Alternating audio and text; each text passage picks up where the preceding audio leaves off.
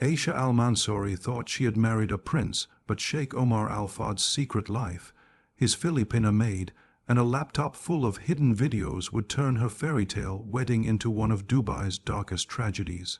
The wedding of Aisha Al-Mansoori and Sheikh Omar Al-Fahd was the kind of event that dominated Dubai's social circles for weeks.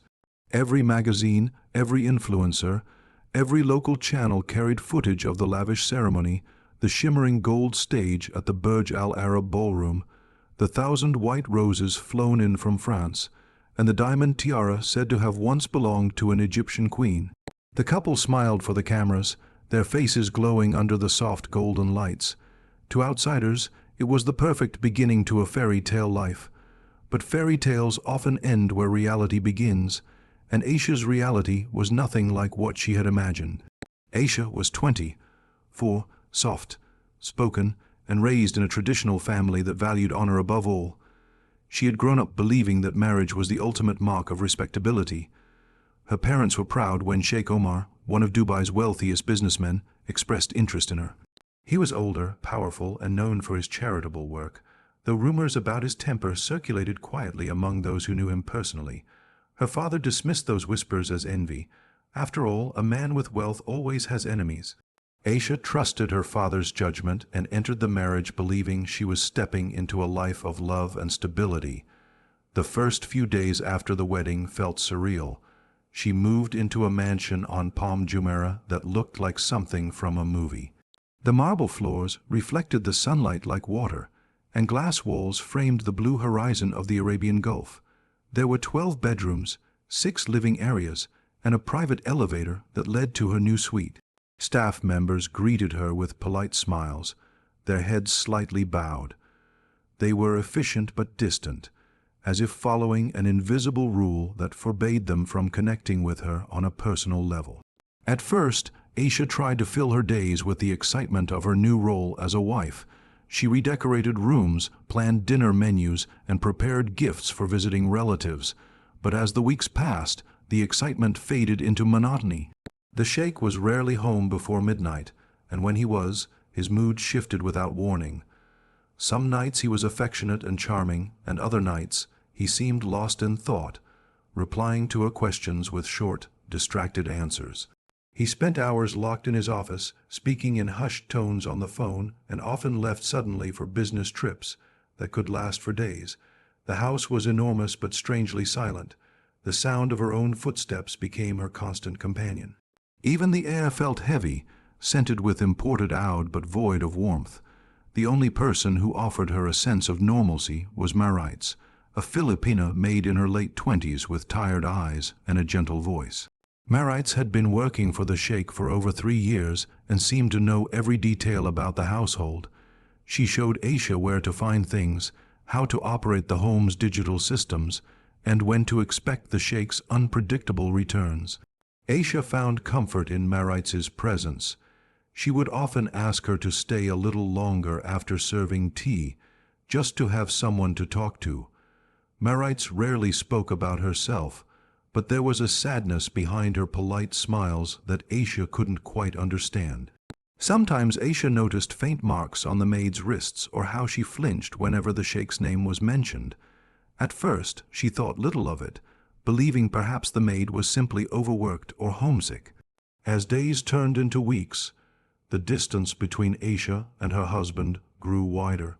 She began noticing small details that unsettled her: the faint smell of unfamiliar perfume on his shirts, the late-night phone calls that stopped abruptly when she entered the room, and the way he sometimes avoided her gaze at breakfast. Whenever she asked him about his long absences, he would simply say, "Business, my dear," before leaving again. Aisha tried to convince herself it was normal. Wives of powerful men were expected to be patient, to trust, to remain silent. But deep down, unease began to take root. There was something about the house that made her feel watched. Even when she was alone, she couldn't shake the sensation that invisible eyes followed her movements. She brushed it off as her imagination until one evening she caught Maid looking at a corner of the ceiling and quickly looking away. When Aisha asked what she had seen, Maid smiled nervously and said, "Nothing, madam." That night, as Aisha lay awake in her luxurious but cold bedroom, she listened to the distant sound of waves crashing against the shore outside. She had everything: wealth, beauty, status, yet felt emptier than ever before. The palace that once seemed like a dream now felt like a golden cage, and though she didn't know it yet, behind the polished walls of her new home, secrets were being recorded, hidden and preserved, secrets that would soon shatter the illusion of her perfect marriage forever. Sheikh Omar Al-Fahd's life was divided into two worlds, the one the public saw, and the one only a few people knew existed. To Dubai's elite, he was a man of power and elegance, known for his sharp suits, his fleet of luxury cars, and his ability to close multimillion-dollar deals with a single handshake. But when the doors of his mansion closed, another side of him surfaced, one built on control, secrecy, and desire. Aisha had entered his life as a trophy, the final piece in the image he had crafted for himself. Yet, long before she arrived, another woman had already occupied his private life. Marites had come to work for the Sheikh 3 years before Aisha's wedding. Like many overseas workers, she had left the Philippines in search of a better life. She was promised fair pay and decent conditions, but those promises dissolved quickly. The Sheikh took an interest in her soon after she began working at the villa. It started with small gestures, extra money, gifts, kind words. Then, one night, the boundaries between employer and servant were destroyed. He assured her it was affection, but it was really control disguised as generosity.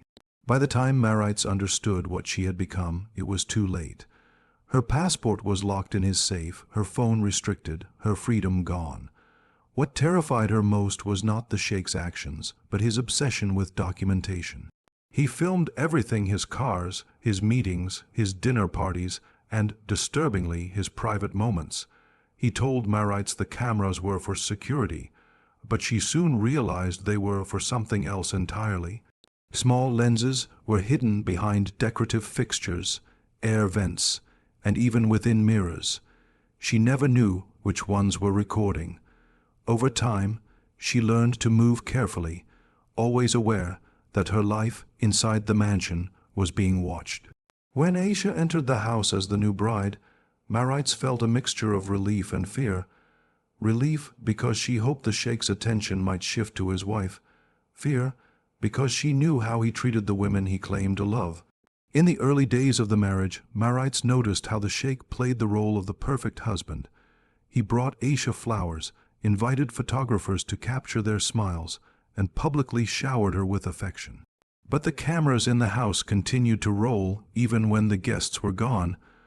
Late at night, when Aisha went to bed alone, the Sheikh often called Marites to the other side of the house. She obeyed because she had no choice. The encounters were wordless and mechanical. He treated them like recordings for his private collection, his laptop always nearby. When Aisha eventually found comfort in Marites' presence, the maid felt torn. She wanted to protect the kind-hearted woman who saw her as a friend, but she was trapped in the Sheikh's shadow, forced to keep his secret or face consequences she didn't dare imagine. The Sheikh's obsession grew worse after the wedding. His need for control extended beyond the physical. He began reviewing footage late at night, watching both women move through the house, one unknowingly under surveillance, the other painfully aware of it. Aisha's routines fascinated him. He would study her habits, the time she prayed, the way she looked at herself in the mirror. It wasn't love, it was ownership. Meanwhile, the atmosphere in the mansion thickened with unease. Aisha started to sense that Marites avoided certain rooms and flinched whenever she entered the Sheikh's study. One afternoon, Aisha found Marites quietly weeping in the laundry area, her hands trembling. When asked what was wrong, the maid forced a smile and said she was simply tired. But Aisha could see the fear in her eyes. The tension became unbearable when Aisha noticed her husband's absences coinciding with Marites' unexplained disappearances. Once, during what the Sheikh called a business trip, Aisha overheard a phone call. It was brief, but the voice on the other end sounded like Marites.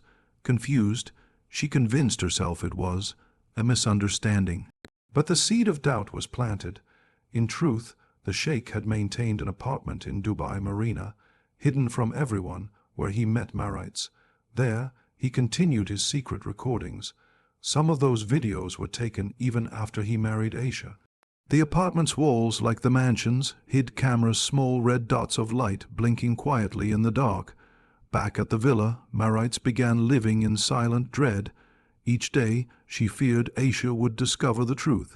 Each night, she prayed the Sheikh would stop, but his power over both women tightened like a noose.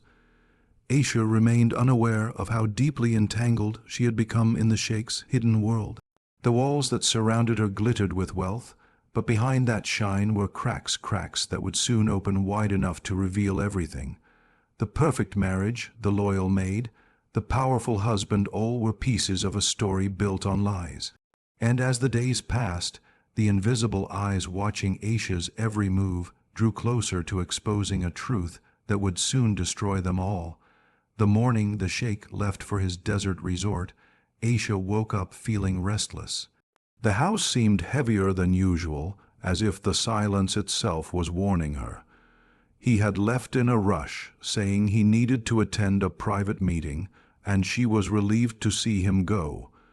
In recent days, his temper had been unpredictable. He spoke little, avoided her questions, and grew irritated at the smallest things. Once he was gone, the mansion felt less tense, though still unsettlingly quiet. Aisha decided to spend her day working on a charity project she had started before her marriage, a small foundation for orphan children in Abu Dhabi. She went to the study, intending to print documents from her USB drive. The Sheikh's laptop sat open on his desk, its screen glowing faintly. Normally, she never touched his belongings. He had warned her once that his devices contained confidential business material. But that morning, something made her hesitate. The laptop wasn't password protected. For the first time, curiosity overpowered fear. She began by searching for her own folder, scrolling quickly. Then her eyes caught a file named Maintenance Records. The title seemed harmless, but it was odd. Her husband never handled technical maintenance himself. Still, she clicked on it. What opened before her made her heartbeat stop. The screen displayed rows of video files, each labeled with dates. Some went back months before their wedding, others only days earlier. At first, she thought they might be home security footage, but when she opened one, the truth hit her like a blow. The video was of her husband not in meetings, not working, but in intimate scenes with Maritz. It was filmed inside their own home, in the very rooms Aisha walked through every day. She froze, her fingers trembling over the mouse. Her eyes darted to the date of the next video. It was recorded only 2 weeks after their wedding. The footage was clear, undeniable. The same man who promised her love and respect had betrayed her in ways she couldn't comprehend. A wave of nausea hit her. Her breath grew shallow. For a few moments, she simply stared at the screen, unable to move. The sound of footsteps in the hallway startled her. She quickly closed the folder, her heart racing. It was only Maritz, entering quietly with a tray of tea. When their eyes met, something shifted. Aisha saw fear, deep and immediate. In the maid's face, the kind of fear that spoke without words. In that instant, Aisha understood everything. Maritz wasn't a willing accomplice. She was trapped. After Maritz left, Aisha sat alone, trying to process what she had seen. Anger, shame, and confusion tangled inside her. The videos were more than betrayal. They were proof of her husband's cruelty. She realized that even her own privacy might have been violated, that hidden cameras could have recorded her without her knowledge. The thought made her skin crawl. By afternoon, Aisha had made a decision. She printed several screenshots from the videos and placed them inside an envelope. On the front, she wrote her husband's name in neat handwriting. She didn't know exactly what she planned to do, but she wanted him to know she had seen the truth. Then she sat down at her vanity and wrote a short note on a small piece of gold-edged paper. It contained only 5 words, asterisk, "You made me see everything," asterisk. She tucked it inside her jewelry box, almost as if leaving behind a message for whoever would find it next. As the evening sun faded, she tried to act normal. She thanked Maritz for dinner, complimented the meal, and even smiled when she didn't feel like it. But her eyes remained hollow. Maritz sensed something had changed. Later, when Aisha returned to her room, she found herself staring out at the glittering city lights.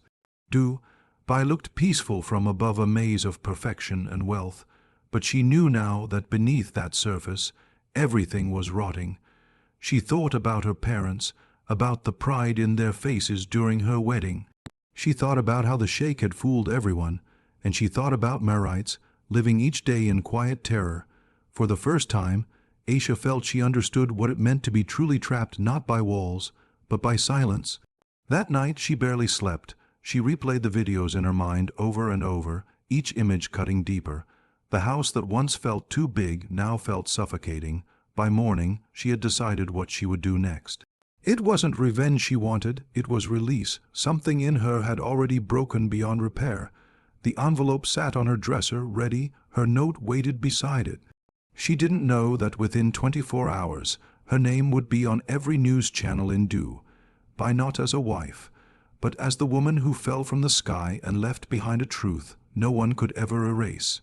The evening air over Dubai Marina was calm, the skyline glowing like liquid gold against the water. From the penthouse balcony, the city stretched endlessly: towers, traffic, lights, and silence. Inside the villa, Aisha moved quietly, her steps light but deliberate. Everything about her seemed composed, yet her stillness carried an unbearable weight. The day had passed in a blur. She had spent most of it in her room, neither crying nor speaking, only staring at the envelope on her dresser. Every so often she would open it, look at the printed screenshots inside, then close it again. There was no hesitation left in her, only certainty, a quiet, haunting certainty that something had reached its end. Sheikh Omar returned home just after 10 that night.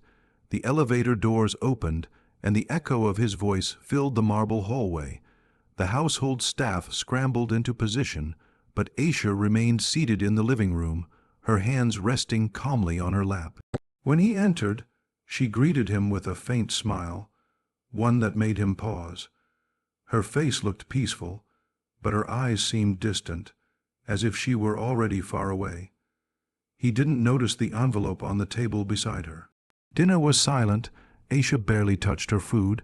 The Sheikh spoke about his meeting in the desert, the success of a new investment, and the people he had entertained. His words bounced off the walls, meaningless to her now. When the meal ended, she stood up, excused herself politely, and walked toward the balcony. He didn't follow right away. He stayed behind, scrolling through his phone, unaware that those would be the last moments he would ever see her alive. At 11:45 p.m., the security cameras in the building captured her standing alone by the railing. She was wearing a white silk nightdress and a shawl draped over her shoulders. The city lights below flickered like tiny stars reflected in her eyes. She placed one hand on the railing, then the other, and looked out into the vast skyline, a world that had once promised her everything. Her lips moved slightly, perhaps whispering a prayer, perhaps saying goodbye. 2 minutes later, she climbed onto the edge. A gust of wind swept through, carrying the sound of her shawl flapping like a quiet warning. Then, without hesitation, she let go. The sound of her body hitting the courtyard below shattered the stillness of the night. The guards rushed out, shouting into their radios. Lights came on across the building, and within minutes, sirens echoed in the distance. Marites, awakened by the noise, ran to the balcony and collapsed to her knees when she saw the lifeless form below.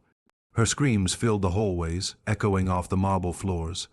When Sheikh Omar reached the scene, paramedics were already surrounding Aisha's body. Her head was turned gently to one side, her eyes closed, her expression strangely serene. The white shawl lay beside her, blood, stained and fluttering slightly in the wind. Clutched in her hand was a small gold-edged note. The police would later read it aloud, just 5 words. Asterisk, you made me see everything. Asterisk, upstairs, investigators found the envelope on the coffee table. Inside were the printed screenshots from the Sheikh's laptop, clear images of him and Marites in the very rooms where Aisha had lived. The timestamps revealed the truth he had tried to bury. When questioned, he denied everything. He claimed the videos were forged, that someone had tried to ruin his reputation. But the evidence spoke louder than his words. Marites was taken away for questioning. Her face was pale, her body trembling as she stepped into the police car. The sheikh tried to stop her, but the officers pulled him back. He was told he could give his statement later. For the first time, his authority meant nothing. The mansion that once symbolized power was now a crime scene, its corridors filled with whispers, its rooms sealed with yellow tape. By morning, news of Aisha's death had spread across the city. Some called it suicide, others called it justice. The media replayed images of the young bride, her smile frozen in wedding photos, her story now transformed into tragedy. The sheikh's reputation began to crumble, but he remained untouchable, protected by influence, money, and fear. In the days that followed, the balcony where she fell was cleaned and closed off. No trace of her remained, except for that single note, preserved in a police file as evidence. Those 5 words became a haunting echo that refused to fade. You made me see everything. The truth was out, but the story was far from over. Aisha's fall was not the end of her voice. It was the beginning of questions that no one could silence. The investigation into Aisha's death began the morning after her body was found. The entire building had been sealed off, and officers moved through the penthouse collecting evidence while forensic teams worked in the courtyard below. The sheikh sat inside his private office, expressionless, surrounded by lawyers. His phone had been confiscated, his laptop seized, but his confidence remained untouched. He told everyone that his wife had been unstable, that she had grown paranoid and emotional. To him, it was a tragedy born of her fragile nature. But those who had seen the look on Aisha's face in her final hours knew there was more behind her fall. Maritz, meanwhile, sat in a small interrogation room downtown, her hands shaking as she clutched a tissue. She had not slept in over a day. When investigators asked her to explain what had been happening in the mansion, she hesitated at first. Fear of the sheikh's influence gripped her. He was powerful enough to silence anyone who stood against him, and she had seen what happened to employees who dared to disobey. But as the questions continued, the weight of silence became unbearable. She began to speak, her voice breaking as years of secrets poured out. She told them about the hidden cameras, dozens of them, disguised inside walls, mirrors, and vents. She described how the sheikh used them to record not just Aisha, but everyone who entered his home. She explained how he had controlled her life for years, taking her passport, threatening her family, and forcing her to live under constant fear. The videos, she revealed, were his way of maintaining control, proof of his power over others. But then she said something that stunned the officers in the room. The night Aisha died, Maritz heard shouting from the penthouse. She couldn't make out every word, but she recognized the sheikh's voice, loud and angry. Then came a crash, followed by a scream. Minutes later, everything went silent. That testimony changed everything. What had first been labeled a suicide now seemed far less certain. The forensic team re-examined Aisha's body and found faint bruises around her wrists and upper arms, signs of struggle. A gold necklace she often wore was broken, one side still tangled in her hair. On her wrist there was a small fingerprint-shaped bruise. These details were subtle but telling. Investigators began to suspect that Aisha's death might not have been her choice. When confronted with the new evidence, the sheikh's lawyers dismissed it as speculation.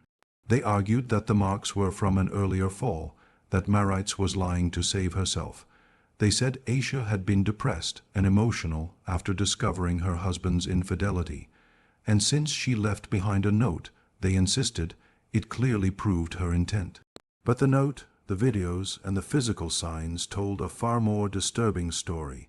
International media soon picked up the case. The sheikh's wife who knew too much. One headline read, another paper called it Dubai's silent scandal. Pressure grew on the authorities to continue investigating, but just as the case began to gain momentum, it started to fade from the headlines. Reports were pulled. Evidence was quietly sealed. Witnesses stopped speaking. Within months, the case was closed, officially ruled as suicide due to emotional distress. Maritz was deported back to the Philippines under the pretext of visa expiration. Before she left, she gave one final statement, saying she feared for her life. She disappeared soon after her return, and no one heard from her again. Sheikh Omar resumed his business activities within weeks, appearing at charity events, smiling for cameras, and speaking of forgiveness and faith. To the public, he was a man who had suffered a personal tragedy. Behind closed doors, his power remained unshaken. Yet whispers continued.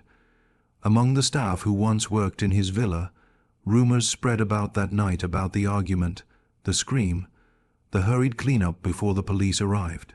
Some claimed they had seen the Sheikh's security team carrying something heavy down the corridor before authorities were called. None dared speak openly, but the story lived on in quiet voices. Today, years later, residents of that luxury tower still talk about the balcony on the 27th floor. Some say they hear footsteps late at night, or faint tapping on the glass when the wind rises. Others say it's just the city's noise playing tricks, but those who know the story believe Aisha never truly left. Her death became more than a scandal, it became a symbol of how silence and wealth can bury the truth. Her final note, the one that said asterisk, "You made me see everything," asterisk remains the most haunting piece of evidence in a case that was never really solved. It is a reminder that behind the glitter of power, there are stories too dark to be hidden forever.